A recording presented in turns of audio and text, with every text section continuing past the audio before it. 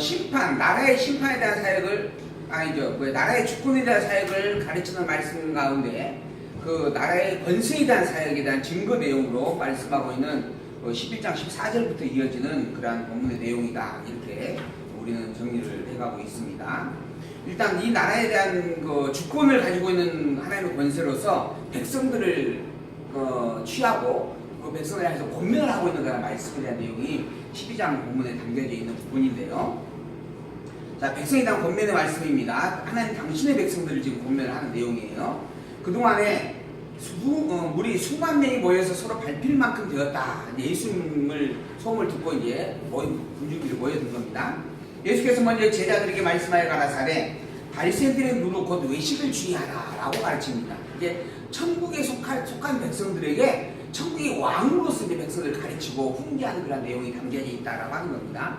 그래서 나라의 권세를 가지고 사역하시는 내용이다. 이렇게 우리가 이야기를 하게 되어지는 거죠. 자, 천국의 백성에게 천국의 왕 되신 예수님께서 가르치는 말씀이 뭐냐면 바리새인들의 누룩 곧 외식을 주의하라. 감추인 것이 드러나지 않을 것이 없고 숨은 것이 알려지지 않을 것이 없나니 이러므로 너희가 어두운 데서 말하는 모든 것이 광명한 데서 들리고 너희가 골방에서 귀에도 말하는 것도 다 전파가 되어질 것이다 라고 말씀을 합니다. 내가 내 친구 너희에게 말하노니 몸을 죽이고 그 후에 능히 더 못하는 자들을 두려워하지 말라. 그러니까 몸을 죽이는 자, 이건 이제 세상의 왕이에요. 세상의 왕을 두려워하지 말라. 그들은 몸만 죽일 뿐 그 다음에 더 일을 못하는 자들이다. 더 능히 못한다. 즉 영혼을 그들은 주관하지 못한다라는 이야기입니다. 마땅히 두려워할 자를 내가 너희에게 보이리니 곧 죽인 후에 또한 지옥에 던져넣는 권세를 가진 그분, 곧 하나님을 두려워하라 라고 하는 이야기를 분명히 합니다. 사람의 죽음이라고 하는 것이 두 번 있습니다. 하나는 육체의 죽음이 있고 또 하나는 지옥에 던져지는 죽음이 있어요. 이게 영의 죽음입니다. 물론 이 영의 죽음은, 육체의 죽음은 숨이 멈춰가지고 땅에 묻혀서 끝이 났다라고 하는 의미예요. 근데 이 영적 죽음은 영원한 지옥에 던져져서 영원히 살아간다라는 뜻입니다. 이 죽음이라고 하는 것도 끝났다라는 의미의 어떤 그 내용으로만 우리가 이해할 수 있는 부분이 아닌 거죠. 영원한 죽음은 영원한 지옥에서 산다라는 의미의 내용을 말하고 있는 부분입니다. 그래서 죽인 후에 또한 지옥에 던져넣는 권세 있는 그를 두려워하라. 내가 참으로 너희에게 이르노니 그를 두려워하라. 참새 5이 있었어요. 그 5이 아시리언 둘에 팔리는 것이 실제 그 당시의 현장이었다 하는 거죠. 그러나 그런 참새조차도 하나님께서 허락지 아니하면 절대 일어나지 않는 일이다 라고 말씀을 합니다. 그러나 하나님 앞에서 그 하나라도 잃어버리는 바가 되지 아니하는도다. 너희에게는 오히려 머리털까지도 다 셋이가 되었나니 두려워하지 말라. 너희는 많은 참새보다 귀한 존재이다 라고 권면을 하고 백성들을 위로해주고 있는 내용입니다. 너희들은 세상 왕을 두려워할 자가 아니고 하나님만을 두려워할 하나님의 백성, 천국에 속한 백성들이다 라고 이야기를 해주고 있는 겁니다. 이렇게 백성들을 향하여, 천국 백성들을 향하여 증언해주는 말씀을 가지고 예수님이 천국의 왕되심을 증거해주고 있다 말할 수 있는 겁니다. 8절에서 8절 내가 또한 너희에게 말하노니 누구든지 사람 앞에서 나를 시인하면 인자도 하나님의 사자들 앞에서 저를 시인한다. 예수께서 이야기하는 겁니다. 사람 앞에서 하나님의 아들로서 그리스도가 오셨고 그 그리스도 바로 예수입니다라고 하는 것을 시인하는 자는 천국에 속한 자다. 그래서 내가 천국에서 하나님 보좌 앞에서 이는 천국의 백성입니다라고 시인을 하게 해주겠다라고 하는 말이에요. 또한 사람 앞에서 나를 부인하는 자는 하나님의 사자들 앞에서도 부인함을 받을 것이다. 그러니까 나를 그리스도로 인정하지 않는 자는 천국에 올 수 없다라고 하는 거죠. 누구든지 말로 인자를 거역하면 사심을 받으려니와 성령을 모독하는 자는 사심을 받지 못하리라. 여기에 또 한 가지 이야기가 나옵니다. 예수를 그리스도로 시인하는 자가 천국의 백성이에요. 예수가 그리스도의 신다라고 하는 거, 이걸 시인하는 자가 천국 백성입니다. 천국 백성. 근데 더불어서 본문에 보게 되어지면 인자를 거역하는 자는 사심을 얻지만 성령을 거역하는 자는 사심을 얻지 못한다라고 하는 이야기입니다. 누구든지 말로 인자를 거역하며 사심을 받으려니와 성령을 모독하는 자는 사심을 받지 못하리라. 다른 구절에서 또 이런 얘기가 나와요. 인자를 거역하는 자는 사심을 받고 용서를 받게 되었지만 용서받을 수 있지만 성령을 거역하는 자는 이 세상뿐만 아니라 어느 세상에서도 용서받지 못한다 라고 하는 이야기를 하고 있습니다. 왜냐하면 이 인자는 즉 예수님이에요. 예수님은 당신이 그리스도이심을 직접 와서 증거를 하게 되어집니다. 그리고 난 다음에 실제로 죽고 부활 승천하심으로까지 당신의 존재를 보여줍니다. 내가 하나님의 아들인 것을 확인해 준다라고 하는 증거로 십자가에 매달려 죽는 것으로만 끝나는 게 아니고 무덤을 열고 상환하고 또 이 땅에 존재하지 아니하고 천국으로 올라가는 것까지 보여주는 그런 섭리를 행하시는 분이다라고 하는 겁니다. 그러므로 천국에 올라가 있기 때문에 지금 우리와 함께 할 수가 없는 거죠. 그래서 예수님께서 나는 천국에 올라가 하나님보다 우편에 앉아있지만은 나를 증거할 증인을 내가 너희에게 하나 더 보내주겠다 라고 보낸 것이 바로 성령입니다. 그러니 너희들은 예루살렘을 떠나지 말고 이 예루살렘에서 성령이 오기를 기다려 성령을 받고 성령을 덧입어서 예루살렘과 유대와 사마리아와 땅 끝까지 복음의 증인으로 살라라고 살게 되리라라고 약속까지 주었죠. 그렇게 성령을 보냈습니다. 보낸다라고 하는 거예요. 보내고 보내신다는 약속도 성령이 왔습니다. 문제는 이 성령이 예수님이 그리스도임을 증거해주는 최후의 증인이다라고 하는 거예요. 그러니까 성령의 증거를 통하여서 예수의 그리스도이심을 깨달아 알지 못하고 인정하지 못하게 되는 자는 더 이상 증거를 받을 증인이 없는 겁니다.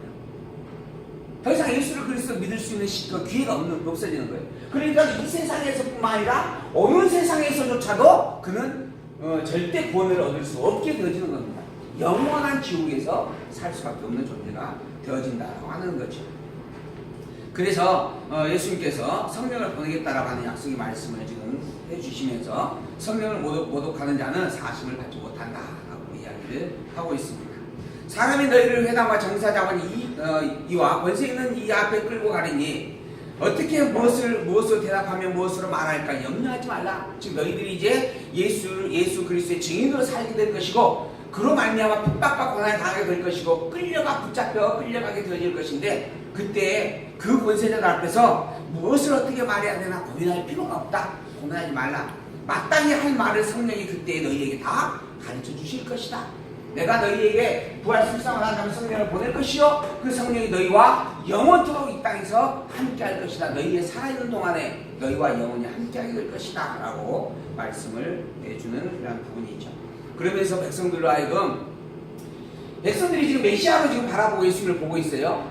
그리고 이 메시아라고 하는 생각을 백성들은 무엇으로 연관지었냐면 로마의 속국에서 자기들을 구해줄 자라고 생각을 했어요. 즉 이스라엘의 독립을 시켜줄 구원자라고 여긴 겁니다. 근데 예수께서 이제 곧 있다가 십자가에 죽고 그리고 또 아예 이 세상을 떠나버립니다. 부활 승천해서 함께 또 계시면 좋은데 40일 동안만 계시다가 이제 아예 하나님 나라로 가버리시거든요. 그것을 바라보게 될 백성들이 얼마나 안타까워하겠습니까? 그래서 그 백성들 또 위로를 해주는 거예요. 내가 간다고 해서 그것이 끝이 아니다. 내가 곧바로 성령을 보내줄 것이다. 오히려 이 성령이 너희에게 와서 어떤 유익이 되어질 것을 너희들이 안다면 내가 죽는다라고 하는 것, 내가 하나님 나라에 간다라고 하는 것을 너희들이 오히려 기뻐했을 것이다. 이렇게까지 말씀을 해주게 되어집니다. 그러면서 백성들이 위로하고 있는 거죠. 당신의 나라의 백성들을 위로하는 왕의 권세를 보여주고 있다라고 하는 것입니다. 자, 그 다음에 이어서 13절 우리 중에 한 사람이 이르되 선생님 내 형을 명하여 유업을 나와 나누게 하십시오 라고 요청을 합니다. 이건 이제 예수님을 재판장으로 그리고 세상의 스승으로 지금 보고 이야기를 하는 거예요. 선생님 나에게 지금 형하고 지금 재판 싸움을 하고 아니죠 재산 가지고 싸움을 하고 있는데 이거 좀 정확하게 판결을 좀 내려주십시오 라고 요청하는 겁니다. 그 예수님께서 뭐라 하는가? 이 사람아 누가 나를 너희의 재판장이나 물건 나누는 자로 세웠느냐? 나 그런 존재 아니다. 내가 그거 하려고 이 땅에 온 것이 아니다 하는 이야기예요. 나를 선생으로 여기는 것 자체가 잘못된 것이다. 나를 윤리 도덕적 좋은 자로 세상의 어떤 사회적 지휘자로 여기는 것 자체가 잘못 생각한 것이다. 나는 그걸 위해서 이 땅에 온 그런 존재가 아니다. 나는 하나님의 아들로서 너희의 타락된 죄를 대속하기 위해서 이 땅에 온 그리스도이다 라고 하는 이야기를 하는 거죠. 그리고 저에게 이르시되 삼가 모든 탐심을 물리치라. 사람의 생명이 그 소유에 넉넉한 데 있지 않느니라.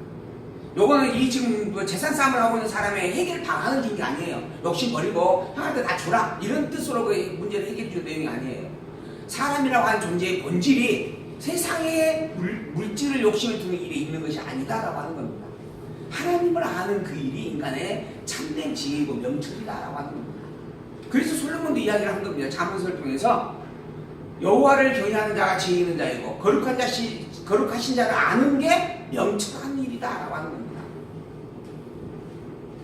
그러한 것처럼 예수님을 하나님의 아들 그리스도로 아는 것이 진정한 천국의 복음을 가지고 사는 자다라고 분명히 말씀을 해주고 있는 내용의 증거입니다. 16절 또 비유로 저에게 일러 가라사대 한 부자가 그 밭에 소출이 풍성한 상태였어요. 그래서 그의 심중에 생각하여 이르기를 내가 곡식 쌓아둘 곳이 없으니까 창고를 더 넓게 확장을 시켜가지고 그곳에 곡식을 차곡차곡 넘치도 쌓아놓고 배 튕기면서 살겠다 라고 이제 생각을 한 겁니다.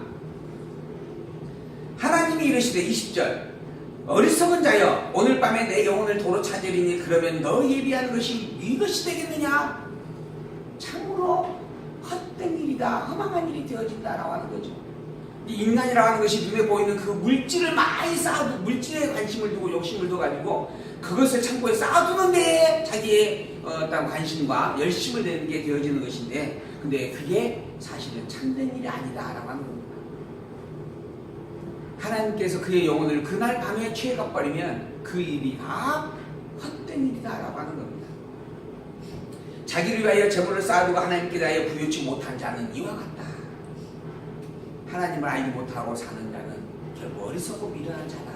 아무리 부귀화를 누리고 그리고 아무리 많은 재산을 얻고 이번에 공직자들 재산 여기 신고한 거 보니까는 서민들은 한 돈백 모으기도 쉽지가 않는데 몇천만 원씩 몇 억씩 이렇게 증식했다라고 하는 분들이 나오더라고요. 물론 그럴 수 있는 거죠. 이번에 이제 대변인 한 분께서 또 자기의 전셋집을 또 해약하고 건물 하나 샀다라고 그럴 수 있는 일이라고 봐요. 그것도 그것은 안 된다 어쩐다 해가지고 결국 사임을 이번에 했더라고요. 근데 저는 법적으로도 하자가 없는 일이다라고 이야기를 하고 있고 또 더불어서 집이 여러 채 있는데 한 채도 추가한 것도 아니고 충분히 그럴 수 있겠다. 더더구나 자기가 또 은행에서 빚내가지고 샀다는데 저는 그게 그렇게 잘못한 일인가라는 생각을 해봅니다. 근데 그거 가지고 결국은 이렇게 낙마를 하게 되어지더라고요. 문제는 그것에 욕심을 두고 그것을 목적으로 사느냐 살지 않느냐라고 하는 게 이 성경 본문을 통해서 우리가 얻을 교훈이다라는 생각을 해봅니다. 우리가真正으로 가지고 살아야 될 목적은 오직 하나님밖에 없다라고 하는 겁니다. 하나님의 살아계심 그리고 그 하나님이 창조주이심 그리고 그 하나님이 우리를 대속할 대속주로 보낸 이가 바로 예수님이다라고 하는 사실을 깨달아 알고 이것을 바라보며 천국을 소망으로 삼는 그것이 진정 인간의 참된 삶의 존재의 의미이고 가치이다라고 하는 생각을 저는 그 일들을 바라보면서 생각을 해보았던 부분이 있습니다. 어쨌든 참 허망한 일이다라고 하는 말씀을 부자의 비유를 통하여서 예수님께서 분명히 가르쳐 줍니다. 천국의 백성의 소망은 천국을 바라보는 일이다라고 이야기하는 거죠. 까마귀를 생각하라. 심지도 아니하고 거두지도 아니한다.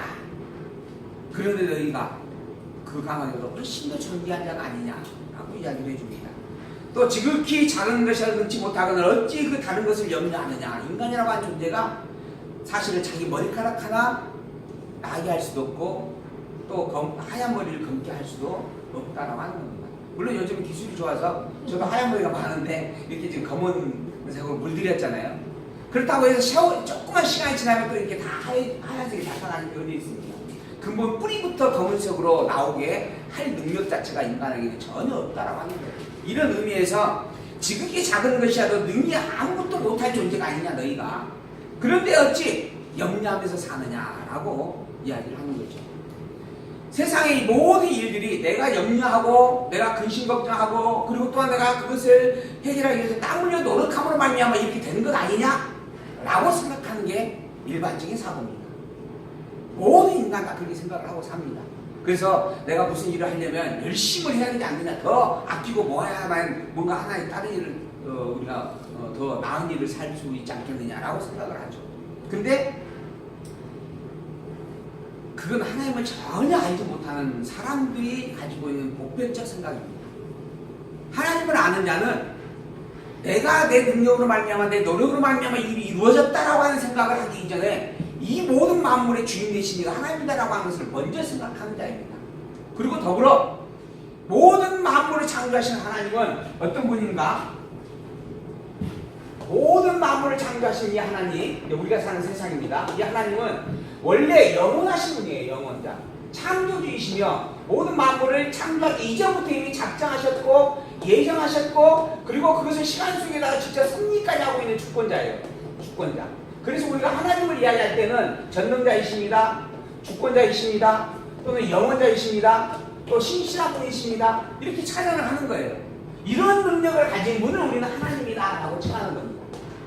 모든 마음을 작정하셨어요. 예정하셨어요. 그리고 그걸 직접 섭리하고 있는 주권자입니다. 모든 것들이 지금 이 세상에 일어나는 모든 것들이 과거, 현재, 미래의 모든 것들이 다 하나님께서 이미 그 뜻을 정하셨고 그리고 그것을 예언으로까지 선포하였고 그리고 직접 예언대로 언약한 언약대로 이루기까지 하고 계시는 분이다라고 하는 거예요. 내가 내 원과 뜻대로 이 땅에 태어난 것이 아닙니다. 제가 언젠가도 그 이야기 하죠. 내가 만약에 스스로 이 땅에 태어날 때를 정하여서 태어난다면 언제 태어날 것인가? 언제 태어난 게 제일 좋아요? 또 더불어 이왕 태어날 것 이병철 회장 집에서 태어날 것이냐 아니면 시골 저 총부의 집에서 태어날 것이냐라고 묻는다면 어디서 태어나요? 당연히 이병철 맞죠? 삼성 이건인가요? 죄송합니다. 이병철이 아버지. 그분이 아버님인가요? 제가 그쪽은 잘 생각이 없어서. 근데 어쨌든 그런다라고 하는 거예요. 대통령의 자식으로 태어날 것이냐? 아니면 정말 노부의 자식으로 태어날까? 총부의 자식으로 태어날 것이냐? 묻는다면 누구든지 다 부잣집의 자녀로 태어나기를 소망하고 이야기를 할 수밖에 없다라고 하는 거죠. 그런데 나는 총부의 자식으로 태어나셨고 그리고 지금 이렇게 살아가고 있는 겁니다. 제가 지금 만나서 함께 살아가고 있는 우리 하진이 엄마가 가장 예쁘다는 생각 속에서 제가 만나졌는데 근데 혹여 객관적으로 브라이드를 설치해놓고 누가 예쁘냐라고 많이 물으신다면 우리 박군사님이 제일 예쁩니다 라고 이야기할 수 있는 거 아니겠습니까? 그러니까 이제 내가 뭘 원해서 되어진 일이 사실 아무것도 없다라고 하는 겁니다. 제가 66년에 태어났는데 66년 여름에 태어났대요. 6월 22일이니까. 근데 내가 여름을 너무 싫어합니다. 너무 제가 이렇게 더위를 많이 타가지고. 그러니까 내가 태어나기 원하는 날이 언제냐라고 물으면 봄가을이 아니겠습니까? 그런데 나는 내가 원하지 않았는데 여름에 태어나졌어요. 가서 물어봅니다. 나는 내가 태어난 시가 언제요? 그러면은 어쩔 때는 12시, 저녁 12시 태어났다. 어느 때는 새벽 한 4시쯤 태어났다. 나를 낳으신 당신도 잘 몰라요. 그렇게 태어나진 거의 인생입니다. 그리고 그냥 살아가고 있는 거예요.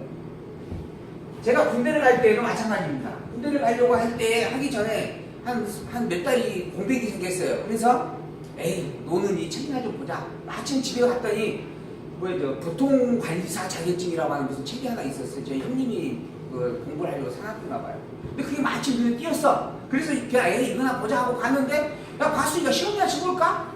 하고 시험을 쳤어요. 그때 1차에서 합격이 됐대요. 그 2차 면접을 보려 그래요. 2차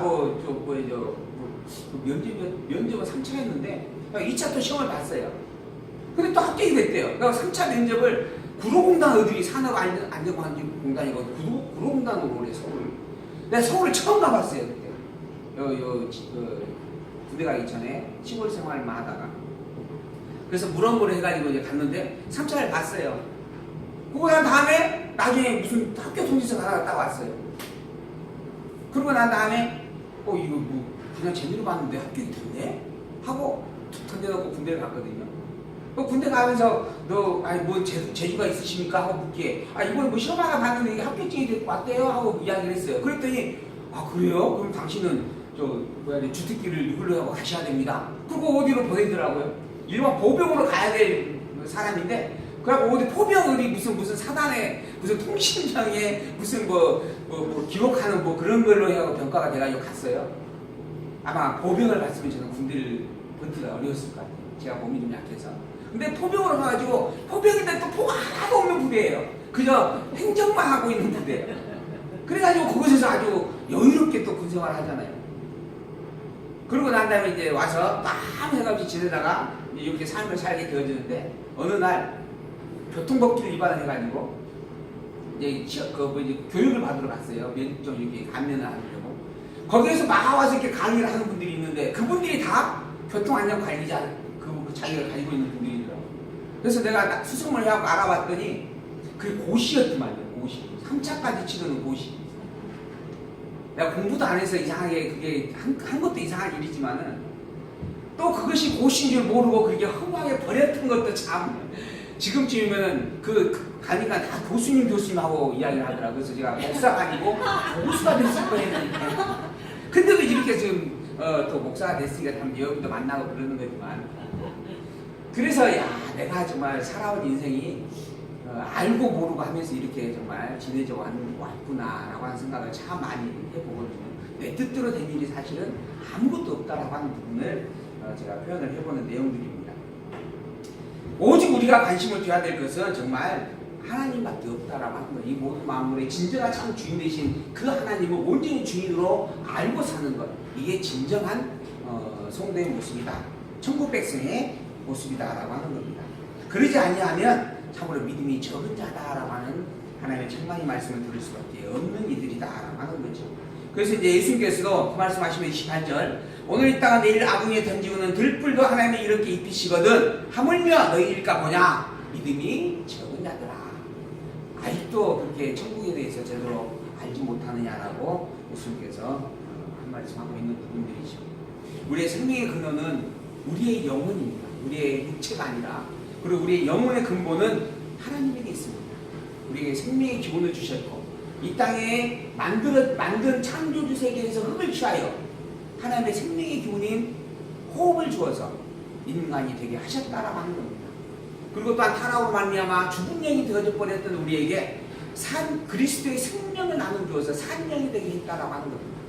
그래서 우리가 살아있는 존재요, 정말 우리의 근본이 이런 하나님에게 있음을 우리가 다시 한번 분명하게 새겨보아야 할 것입니다. 이에 너희는 무엇을 먹을까 무엇을 마실까 구하지 말며 근심하지도 말라. 이 모든 것은 세상 백성들이 구하는 것이라. 분명히 나누어서 이야기하는 거잖아요. 세상에 속한 자가 구하는 것과 천국에 속한 자가 구할 것이 다르다라고 하는 겁니다. 세상에 속한 자가 생각하고 살아가는 것과 천국에 속한 자가 생각하고 살아가는 일들이 사실은 다르다라고 하는 겁니다. 그 바라보는 기준이 다르다라고 하는 겁니다. 세상에 속한 자는 먹을 것, 마실 것, 입을 것, 부귀영화를 기준에 놓고 살아가는 자들이고, 천국에 속한 자는 하나님의 말씀, 하나님을 기준에 놓고 살아가는 자들이다. 이렇게 분명하게 말씀을 하고 있는 거예요. 그래서 오직 너희는 그의 나라와 그의 의를 구하라. 그리하면 이런 것들을 너희에게 더해 주시리라. 세상의 것들은 우리가 천국의 복음을 찾아가는 일에 도움을 주기 위해서 하나님께서 채워주실 일들이고 수단과 방법으로 주는 선물들이다. 우리의 진정한 중심과 표대는 오직 하나님이어야 한다라고 가르치는 말씀이죠. 적은 무리여 무서워 말라. 너희 아버지께서 그 나라를 너희에게 주시기를 기뻐함이니라. 너희 소유를 팔아서 부지하여 낡지 아니하는 주머니를 만들라. 곧 하늘의 둔과 다함이 없는 보물을 담을 것이다 라고 하는 거죠. 거기에는 도적도 가까이 하는 일이 없고 종도 먹을 일이 없느니라. 너희 보물이 있는 곳에 또한 너희의 마음이 있느니라 라고 하면서 천국의 보물을 간직할 수 있는 그러한 고자기를 담으라, 주머니를 만들라라고 가르쳐주고 있는 말씀입니다. 결국 하나님을 항상 기억하고 바라보라 하는 본면의 말씀이죠. 허리에 띠를 띠고 등불을 켜고 서 있으라. 너희는 마치 그 주인이 혼인집에서 돌아와 문을 두드리면 곧 열어주려고 기다리는 사람과 같은 존재다. 즉 너희들은, 천국에 속한 자들은 예수 그리스도가 이 땅에 오면 그 그리스도를 맞이하기 위하여 항상 예비하고 있는 자와 같다 하는 이야기입니다. 그래서 그리스도가 이 땅에 왔어요. 그리고 내가 그리스도라고 예수님이 선포하고 있어요. 그 그리스도 예수를 마음의 문을 열고 영접하는 자, 그리고 그걸 영접하기 언제 올지 모르는 상황에서 그 영접을 준비하고 있는 자, 이게 천국에 속한 자의 합당한 모습이다. 주인이 와서 깨어있는 것을 보면 그 종들은 복이 있는 자다 라고 하는 거예요. 예수와 그리스도를 알고 예수 그리스도를 따르고 예수 그리스도를 인정하고 살아가고 있는 이 제자들, 이들은 참으로 복 있는 자다. 오늘 우리도 마찬가지죠. 예수의 그리스도를 고백하고 살고 있기 때문에 우리도 참으로 복 있는 자입니다. 우리도 천국의 백성이 틀림없다라고 하는 분명한 증거의 말씀인 거죠. 내가 진실로 너희에게 이르노니 주인이 띠를 띠고 그 종들을 자리에 앉히고 나와 수종하리라. 주인이 혹 2경이나 3경이 이를지라도 종들의 이가 차는 것을 보면 그 종들은 복이 있다. 언제 오실지라도 항상 깨어서 그리스도를 앙망하고 살아가는 자, 오직 그리스도만을 의지하고 바라보고 살아가는 그 자가 참으로 복 있는 자요 천국의 백성이다 라고 이야기합니다. 더불어 예비하고 있으라. 예하면 생각지 않은 때에 인자가 오기 때문이다 라고 이야기합니다. 예수님께서 이 땅에 오신다라고 하는 것 자체도 참으로 놀라운 일입니다. 또한 그것을 깨달아 알고 예수를 그리스도로 인정하고 사는 일도 참으로 놀라운 일입니다. 아직도 이것 때문에 분분한 논쟁이 있어요. 과연 그리스도가 왔느냐? 아직 안 왔다.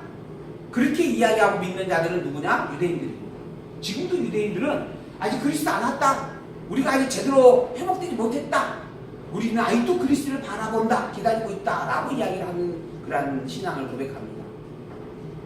또 이미 예수님께서 당신이 그리스도를 선포하고 예수님 당신만이 그리스도라고 분명히 말씀하였는데도 불구하고 아니다. 지금 예수님은 그때 예수님은 이미 하늘에 올라가 안 계시고 지금 내가 예수다. 내가 그리스도다 라고 말하는 사람도 있습니다. 이 모두가 다 우리를 유혹하려고 하는, 현혹시키려고 하는 거짓된 주장들입니다. 정말 우리가 분명하게 예수 그리스도를 그리스도의 오심을 기억하고 그리고 하나님께서 약속한 대로 오신 그리스도가 누구인지를 분별하고 그러므로 오직 예수님만을 그리스도로 고백한다라고 하는 이 신앙 안에 있는 게 얼마나 큰 복인지 다시 한번 분명하게 살펴봅니다. 예수님께서 본문에 2번이나 반복해서 그들이 참으로 복이 있다라고 이야기를 하고 있습니다. 베드로가 여짜오되 41절 주여 주께서 이 비유를 우리에게 하심입니까? 모든 사람이 하심입니까? 라고 묻습니다. 지금 이 비유가 우리에게만 이야기하시는 말씀입니까? 아니면 모든 이들에게 이야기하시는 말씀입니까? 즉 하나님의 택함 받은 백성들에게만 하시는 말씀입니까? 아니면 세상 모든 사람들을 향하여 하시는 말씀입니까? 라고 하는 거죠. 예수께서 가라사대 지혜 있고 진실한 청지기가 누구인지를 가르쳐주는 말이다 라고 이야기합니다. 즉 천국에 합당한 백성에 대하여서 이야기하고 있는 것이다.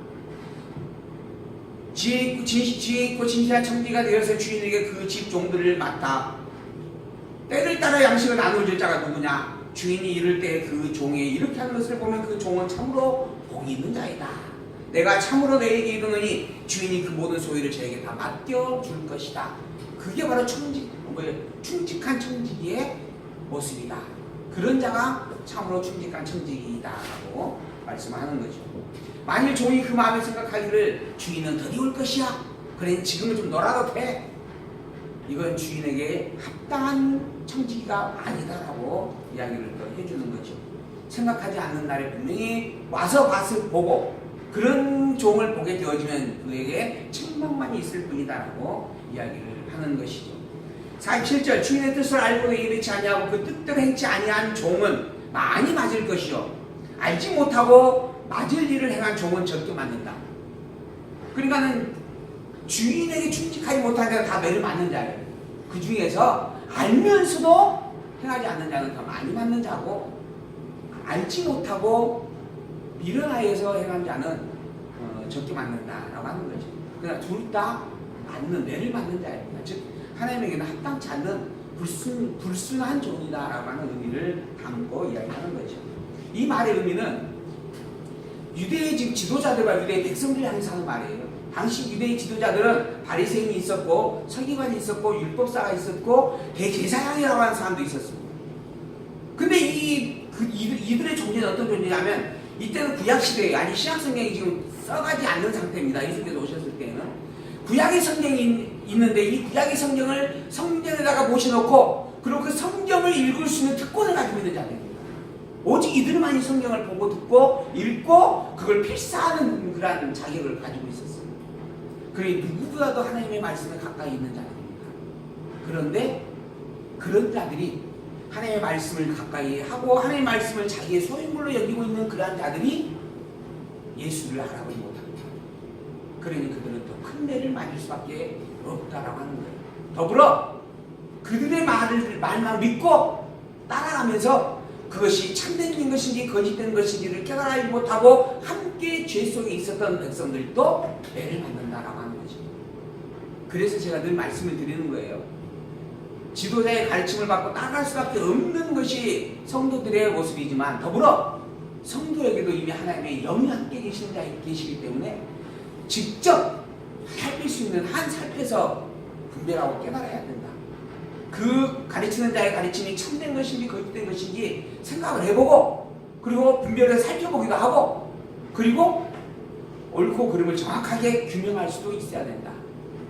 더더구나 지금 신약서의 성도들은 이미 완성된 성경의 말씀, 하나님의 말씀의 성경을 가지고 있습니다. 그것도 이 당시에는 한 개밖에 없었어요. 그리고 필사된 것 몇 개가 돌아다니고 있는 상황이에요. 그것도 볼 수 있는 특권자들만 보게 되어지는 상황이었어요. 근데 우리는 누구에게나 성경이 다 한 곳이 다 들려 있습니다. 성경이 없으면 저기 뒤에 성경 많이 있어요. 아무나 각각 한 곳이 가져가시더라도 누가 뭘 할 수가 없습니다. 결국 그렇게 우리는 한 권의 성경책을 다 각각 가지고 있는 거예요. 그런데 성경을 살펴보지 아니하고 교회에서 가르치는 목사님의 말만 듣고 우리 목사님 이렇게 이야기하셨어. 그걸로 신앙생활을 해가는 사람들이 참 많습니다. 본문은 분명히 이야기하죠. 알지 못하고 맞을 일을 행한 종도 매를 맞는다. 나는 그렇게 가르쳐서 그렇게 믿은 것 뿐이에요. 변명을 해도 통하지 않는다. 지금 이 시대에는 성령께서 우리 각각에게 작용하여서 성경을 통하여 보고 듣고 깨달아 알기까지 하신다라고 약속을 해주셨습니다. 그러므로 알든 모르든 현재는 열심히 성경을 읽어야 됩니다. 목사님의 말씀만 듣고 그것이 정답인 줄만 알고 살아갈 것이 아니고 저게 진짜 정답일까 아닐까라고 하는 것도 살펴봐야만 하는 거예요. 그리고 성경으로 되짚어서 확인을 해야 됩니다. 그 증거가 뭔가, 왜 그래야만 하는가? 여기 교회 가서 이 목사님 이야기 듣고 저 교회 가서 저 목사님 이야기 듣고 이야기가 틀려요. 목사님들은 똑같은 이야기를 해야 돼. 목사님들이 모두가 다 똑같은 이야기를 한다면 그래도 여기가 저기가 똑같은 이야기니까 아마 성경의 이야기가 맞겠지라고 할 수 있을 거예요. 근데 여기 가서 하는 이야기가 틀리고 저기 가서 들어오면 또 저 이야기가 틀려. 사람 목사님마다 이야기가 다 틀려. 그러니 우리가 더 열심히 성경을 통해서 확인을 해야 되는 거예요. 과연 성경이 맞는 말이 무엇인가?